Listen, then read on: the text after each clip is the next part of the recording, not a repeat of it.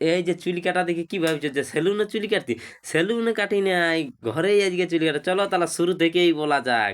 এই যে সকাল সকাল উঠে গেলছি, দু বাপ বেটা বাজাকে দাঁতন ব্রাশ নিয়ে চলে গেছেছি বান দিকে। আর এই যে মুখ টুক ধুয়ে আসে দেখছি কুলি দমে ভিড় একদম চুল কাটার জন্য। এই 2-3 লোক আসিয়েছে, লাইন দিয়ে আছে। তার একটুকু পরেই দেখছি না একদম এক গাদা লোক আসে লাইন দিয়ে আছে, 8-10 লোক লাইন দিয়ে দিয়েছে একদম। এত ভিড়, আমাদের সব ঘরেই তো চুল কাটে সবাই, ওই জন্য তারপরে তো ভিড়। তারপরে এই দেখো আমার পালি পড়ে গেছে, আমার চুল কাটতে শুরু করে দিলি আর আমার কাটা হয়ে গেল। তারপরে বলি দেখ না বাবু কেমন দেখাচ্ছি। বাবু বলছি এই তো তুই 10 বছর বয়সটা কমে গেলে চিনতে পারছি না। তারপরে এই যে রেডি হয়ে বাইরে গেলি মণিহারি বিকতে।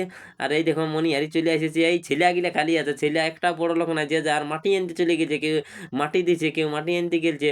তারপরে একদম কুড়ি দাঁড়িয়ে একদম ফাঁকা, খালি মাটি দিয়ে আর মাটি দিয়ে। বলি বেকার বাইরে আলি। সবাই বলছে কালী পূজায় আসবে, তো কালী পূজা বলি আর কতদিন, পরবের দিনে কদিকে বিকিব। আর এইখানে আর একটা ছেলে ভাত খাতে বসে গেছে পিঁড়াই এসে। আর এইখানে 1-2 জন আইলো কোন দিকে এলো মাটি বয়ে। তারপরে এরা টুকটাক নিল। আর তারপরে এইদিকে চলে আলি, তোমার রোদ হয়ে গেল। বলি এই কুলিটাকে আসি, তো এই কুলিটাইও খালি কেউ ঘরে নাই, সব মাটি একদম ডিঙায় রেখেছে। কুলি কুলি মাটি আনছে, এই কেউ কেউ কাঁথে মাটি দিছে।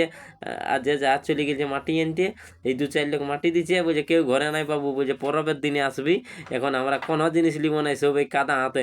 যেদিকে ভালছি খালি মাটি দিয়া আর মাটি দিয়া আর মাটি দিয়া। আর আমাদের ছিঁড়া ফাটা বলকটাও এইখানে শেষ করে দিলি।